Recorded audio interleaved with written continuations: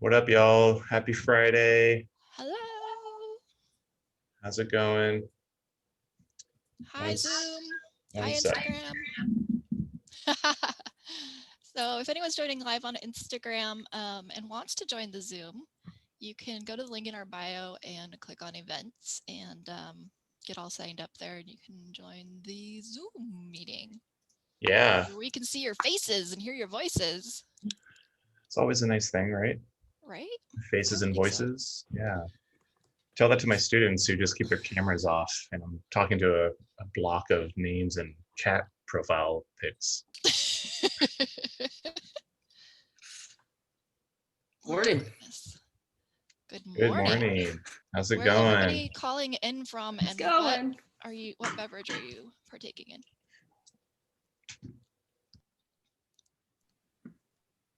I'm calling from New York, and I just have a cup of tea.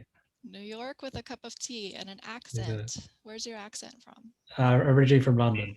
From London. Beautiful. So that explains the tea. There you go. Who else? What we got? I have coffee and I'm in Ohio, Hi, Columbus, Sasha. Ohio. Hi. Coffee Good in to see some of you Ohio. guys again. Good to see you. I like your green room. Thank you. I like it too. It's really pretty. Looks very peaceful there. Hi, I'm Amy. I'm in Los Angeles.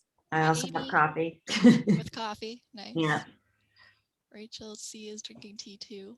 Yeah, and I'm Christine from Christine. Germany, Karlsruhe, and I have so much coffee already this day. It's much later I in only Germany. drink water at the moment. She's just drinking water. Yes, it's 5:30 in the afternoon, so no more coffee anymore. Yeah, probably not a good idea to keep drinking coffee at this point. Yeah. If it's 5 p.m., my goodness.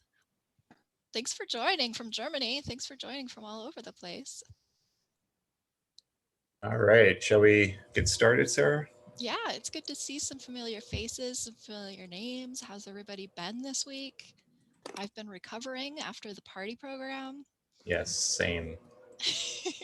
Same. So yeah, for those who are joining who might have missed out on the party program, Sarah and I, we just did this crazy 2-week event with the help of our amazing team of volunteers, obviously, where we gathered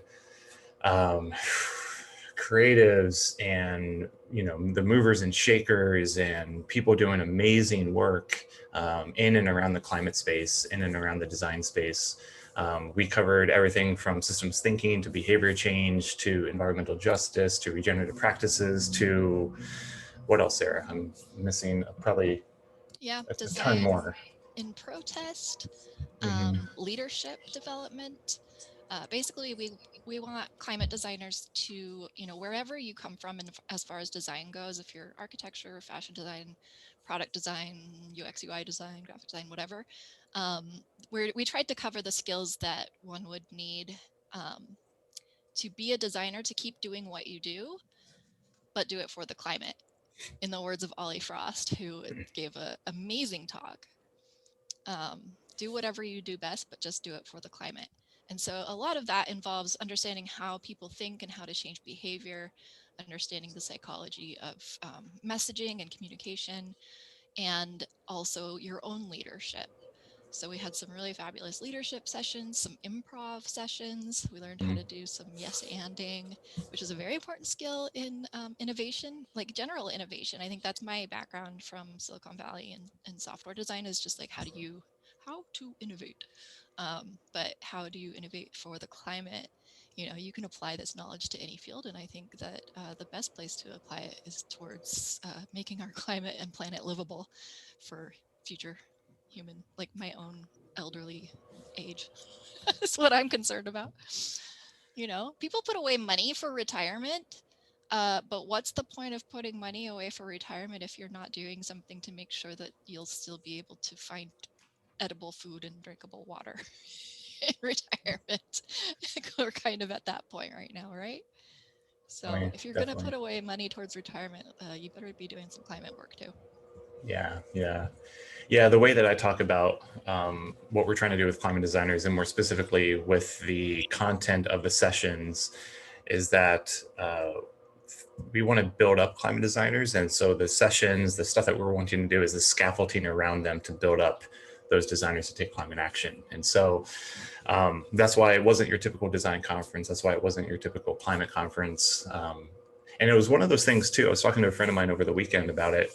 And it was one of those things where I was like, maybe subconsciously I was putting, we were all planning a conference together for us. Like, it's one of those things, like, I haven't seen it. I want a conference like this, so I'm just going to do it like this, and obviously hearing from our community over the last, actually, we're 17 months in now, Sarah, this whole climate designers initiative. And so over the last 17 months, meeting so many amazing people around the globe, helping out with our chapters, helping out with our design education initiative, helping out with sharing resources and providing resources, creating resources for us.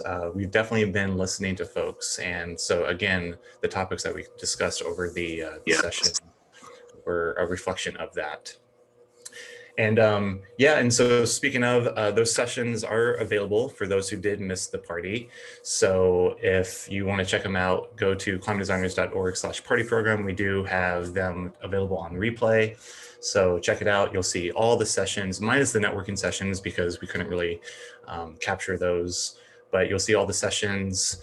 And and I want to call out some folks on Zoom, specifically some of the people that did in fact attend the party program. I'd love to hear what you had to say. I know we're going to have a debrief later today. We're going to have a debrief at noon for those who did join, Pacific. but noon Pacific time, but love to hear some of your comments and thoughts, what worked, what didn't work, just to kind of continue the conversation.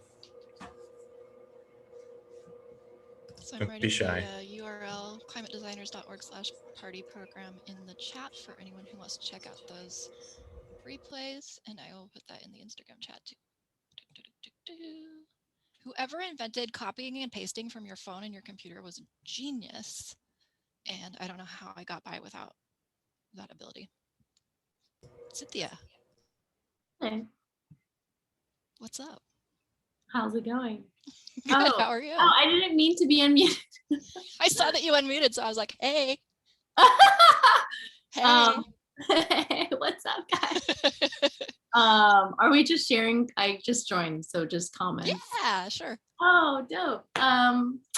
I loved this program. I kind of took a chance on what it was all about, and I thought that the programming was just like amazing and so inspiring. And I was furiously taking notes on so many people, and wanting to just write down all of the resources and things. And I'm trying to think of, there were so many that stood out to me as just like, I will take this one with me. Like the compost one was so great. Just because I love compost and I think about compost as metaphor. So that was like, wow, they found someone who did the whole exercise on it. Oh yeah, that was amazing. Yeah, and like inspiring things like using improv, and like the Ollie Frost one and DJ Kavum. Like I listen to him now. Yes, so cool. Yeah, so and just like the vibe of it felt not like, I don't know, like I've been to eco conferences and like design conferences, and like it was just so cool to see that being bridged and it being this like party. Like I like how it was like, this is a party, and like how you ended it. Like, did it just work? Did it feel like a party? It felt like a party. It felt like a party. I'm going to my party now. Yes. How much more fun? Even just like the framing. You're like, I'm not going to a conference. I'm not going to a meeting. I'm going to a party. I'm going to a party now. And so I love thinking of things that way, just because Like I'm a burner, and like I like things that are just like, this is a party. Like if we're gonna do it, let's make this positive and like fun, because otherwise who's gonna want to even like go, you know? So even this coffee break, I'm like, I'm going to my coffee break. See, framing is so powerful. Yeah. And Cynthia gets it, you guys. Cynthia, we're going to definitely put that down as some testimonials on the website. So if you don't mind. Sure. But no, I mean, I want to just underscore something that Cynthia mentioned just now is like, you know, the whole, or the, I'm trying to put my thoughts together because you said so much, Cynthia. It's hard for people to get it, what we're yeah, trying to do. With what it is that we're trying to do at the very beginning, back in October 2019, when we had this crazy idea, we knew that we wanted to approach this through an optimistic lens, through a lens of opportunity and possibility. I've said this countless times, some of you have heard this, we do not subscribe to the whole doom and gloom narrative. You know, everything's fucked, everything's on fire. Sure, there's some scary stuff happening. We acknowledge that, but we realize that doesn't get anyone out of bed to want to step up and do something. We are viewing climate more as an opportunity, as possibilities to step into. So imagine all the new jobs, all the new products, all the new economies, all the new ways we can start living amongst one another. And so that's the angle. And so, yeah, exactly. This whole idea of this party, right? Talking about more optimistic ways of addressing our climate crisis. Like that's how we get a groundswell of support. That's how we get everyone in the creative industry to step up. Yeah, I guess Mark was interviewed on a podcast recently. I saw the post on our Instagram, and it's in our story as well, if anyone wants to check that out. And I saw the headline was something like how designers can solve climate or help solve climate. And I think framing is really important. We're not trying to solve climate. You know, it's not a problem to be solved. Yeah. It's a crisis, it's an emergency, it's an urgent situation, but it also presents an opportunity for us to look at the things that we've been living with for the last 50, 100, 150 years and redesign them, you know, using the information that we know now, which is that there's a lot of waste products generated and we didn't design for anything to be done with them, and now they're causing problems. It's really, you know, it's a very complicated problem, but if you try to simplify it, it's kind of as simple as that. And so the opportunity is to iterate on our designs, and designers are really good at that, you know, as we look at the system that we have designed intentionally or not, and we look at the outcomes of that system, and we look at the, you know, outcomes that are undesirable, what can we do to design better outcomes? You know, that's actually a huge opportunity. There's a lot of things that climate touches. We learned in party program in one of the sessions that climate justice is social justice, racial justice, environmental justice, all of those things. We have a huge opportunity in front of us to redesign systems that have been hurting people in a lot of different ways, not just climate, not just pollution, not just toxic waste in their backyard, but a lot of different things need to be designed. And this is a humongous opportunity for people, you know, who better than designers to start looking at these systems and thinking about ways that we can do it better. That's what we do, right? And I'm a little allergic to the word solve when it comes to that. For me, and I didn't recommend that title, and Lily is awesome, and obviously she has good intentions, and it was fun to be interviewed by her. But for me, solve, and Sarah and I were just talking about this with a colleague of ours the other day. When I think of that phrase, when it's in this context, I think of it as there's a finish line, and then once we're there, we're done.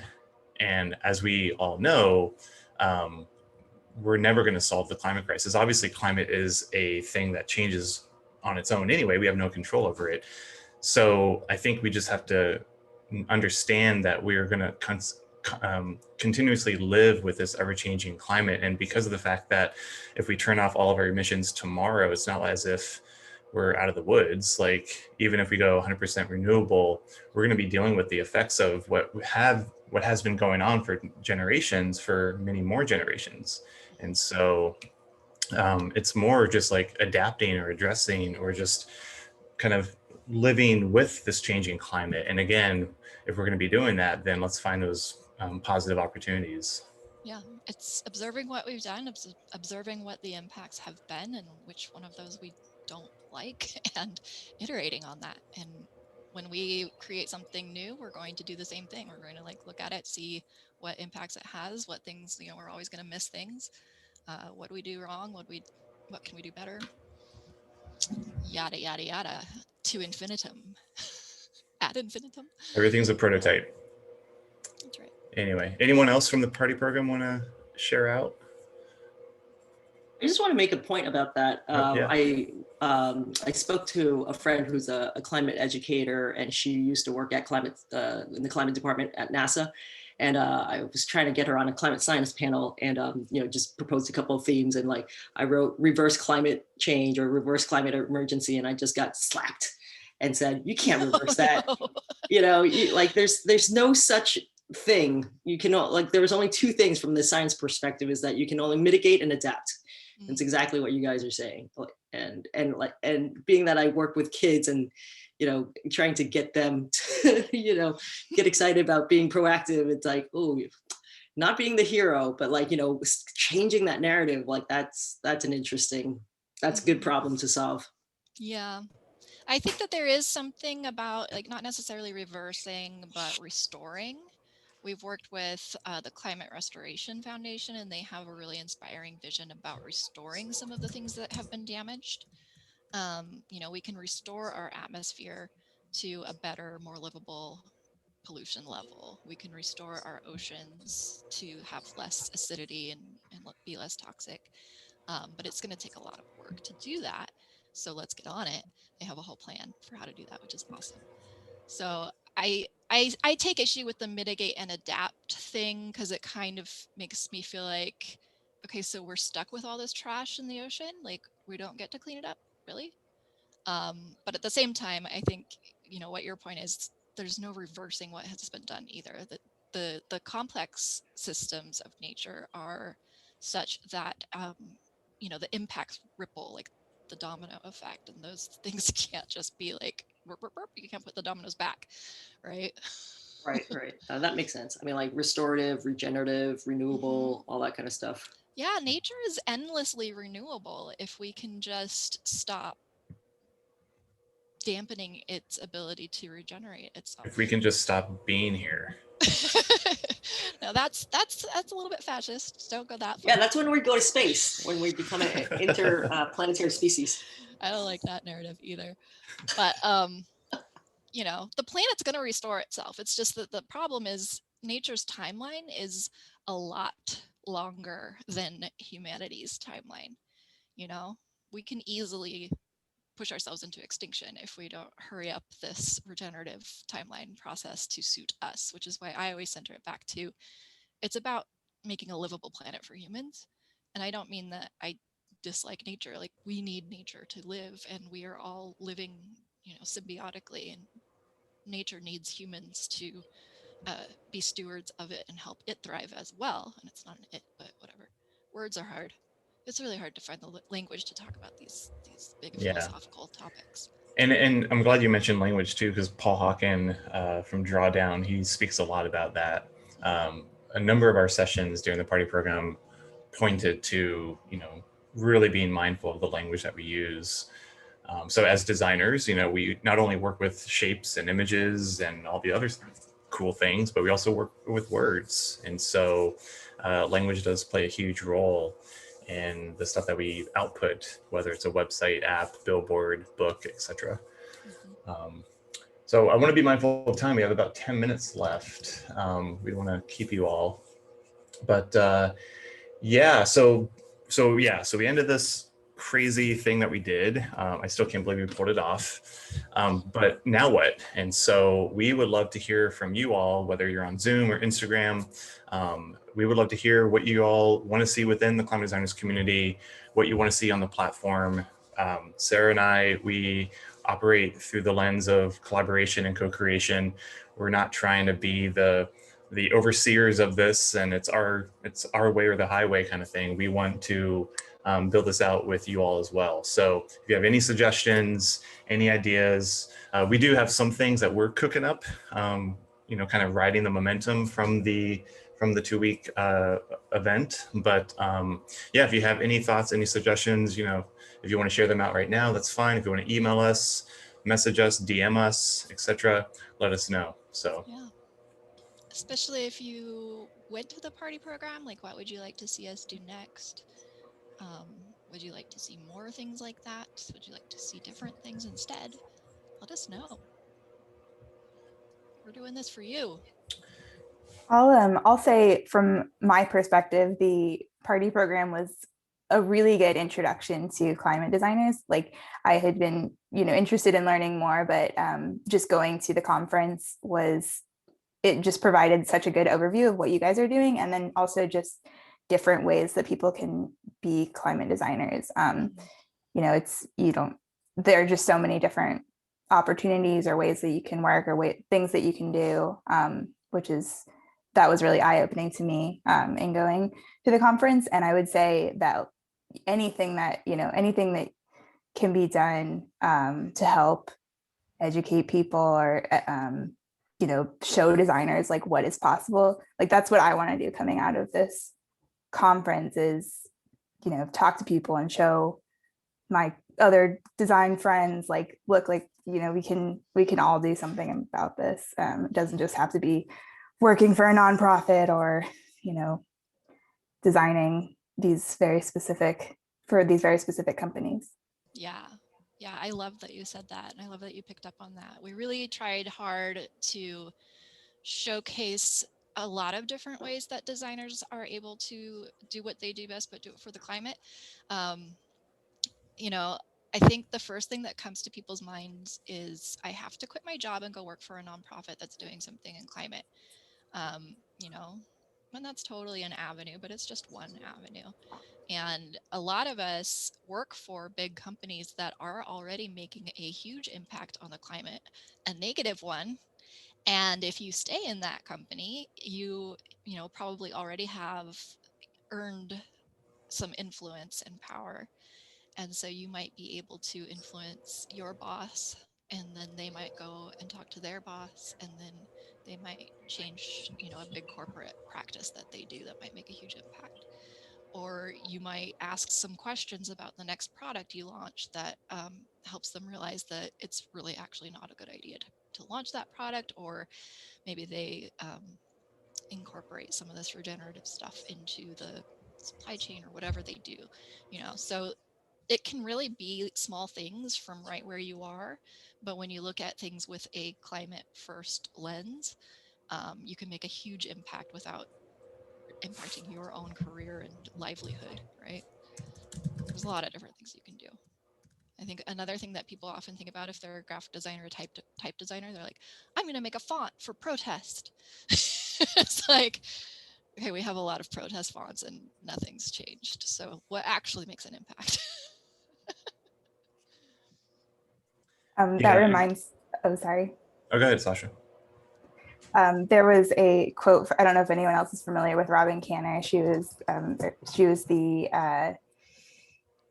a trans activist and was the one of the creative directors for Biden's campaign most recently. But I saw a talk from her a few years ago, and she said when there was like a big movement to like help trans rights, like everybody wanted to redesign a bathroom sign, and it's like at a certain point, like that's not helping anymore, you know. Like yes, it's a good thought, but yeah, those are what that reminded me of. There's a so two things. So for those in Zoom, I'm gonna I just in the chat shared out a link that one of our chapter leaders, actually, Aiden, who is amazing. She put together this Get Started guide on her own and posted it to our community. And we saw it and we were like, Aiden, this is amazing. And so we worked with her on developing it a little bit more and offering it to obviously anyone and everyone. And Sasha, to kind of go off of your point a little bit, when you first started to talk, was we realized that at the start of Climate Designers, we were sensing a gap between people, designers who were interested in doing something about the climate and those who were already doing something. There was that gap in the middle, and we recognized that gap. And so this was a perfect opportunity for us to work with Aiden on getting at least this Get Started guide up and going to kind of fill that gap, because we ran into a lot of questions from people like, man, how do I become a climate designer? How can I take that first step? How can I start my journey? And so this guide, we feel, is at least a really good first step in doing that. It's going to open up a lot of different avenues and possibilities and resources for those who dive into it. But that's constantly on our mind too. Like, how can climate designers continue to fill that gap so that it becomes super easy for anyone in the creative industry to take climate action? And so, Check out Ophelia's comment. This is how I found Climate Designers and the party. Oh, very cool. Nice. Through that nice. guide. How'd you find the guide? Putting her on the I spot. went through an email tunnel, like rabbit hole thing. Like, I don't know how I ended up there. I tried to trace it back to where it started. I'm like, I don't know how I got here. Were you researching? A lot of times, I was. Were you researching QAnon? No, not QAnon. And they just went down that rabbit hole. JK, a lot of times we ask people how they found Climate Designers, and that's the answer. They're like, I don't know. I can't trace it back to where it was, but like one thing led to another. It's that domino effect again. You know, tell your friends about it, and it's in their email box at some point. At the right time, it'll pop up. Yeah. And I want to just call out too, yesterday I went for a run and I was listening to the latest episode of How to Save a Planet. And it's a really good episode. And it's kind of like a two-parter. The first part of it talks about your individual environmental footprint versus like industry's carbon footprint, right? And like what's better, what's not better. It's a really interesting perspective, and they kind of have a debate between the two. But the last half of the episode was really interesting. That speaks to what we were just talking about too. Is she kind of like did this 3-circle diagram, and I can't remember all of what she labeled each circle, but one of them was what brings you joy. The other one was what am I good at? And then the third one I can't remember, but it was very similar to kind of the Ikigai diagram that Ollie Frost brought up in his presentation. So I highly recommend listening to that episode. It's a great episode in general, but that last bit, the last like 10 minutes that they have on the podcast speaks to what it is that we're talking about. So yeah, what you're good at, what the world needs, what you can make money at, and what you really love to do. Yeah. The intersection of all of that is what you should be focusing on. And Ollie Frost changed what the world needs to saving the climate. Yeah. And again, the climate doesn't need saving. It's humanity's ability to exist on this planet that needs saving. In a comfortable way. The name of the podcast was How to Save a Planet. Thanks, Rachel. Yeah, Rachel just posted it in the Zoom chat. Highly recommend the podcast itself, but also just that episode is great. And also they did a 2-part episode on seaweed, on kelp, which is also really interesting. That's a good one. Yeah. So we have another session about like debriefing party program today. And so if you want to join for that too, that would be awesome. And then tomorrow we have our global meetup. So if you want to hang out with us some more, come join us for our global meetup. John V is on Instagram saying, yesterday I was having a discussion with a strategic foresight expert on how the spiritual frameworks works best for systemic change and foresight strategies. Ooh. I love that spiritual framework. Send us more. We had a few sessions on indigenous wisdom and touched on spiritual stuff a little bit during party program. And I think that there is some overlap there between like how existential this crisis can be and our attitude towards it. You know, reaching out to things like spirituality can give us some guidance there. Yeah. Yeah. Nice. Genevieve, if you can send us any resources or anything. If it was just a conversation, that's fine. But we geek out on that stuff. I love that we're having these deep conversations and not just the surface level stuff. That was really a big goal with climate designers, is to like start talking about the real stuff that actually matters so we can have actual impact. Yeah, definitely. All right, it's top of the hour. We don't want to keep you all. Thanks for joining. Thanks for checking in with us. It was good to see you all on Zoom. Yeah, again, we do this every Friday at 9:30 Pacific, 12:30 Eastern. We do it both on Zoom and Instagram. We do, again, have a global meetup on Saturday, the third Saturday of every month. You can get the event info on our online community at Mighty Networks. And yeah, that's it. Yeah, pop in there, chat with people, connect with one another, ask us what's up. Yeah, whatever. and stay tuned for some stuff from us. So we're cooking up a lot of things. So Which we want your input on, so please tell us. yes, don't be a stranger. We can take criticism. Word. All right, everyone.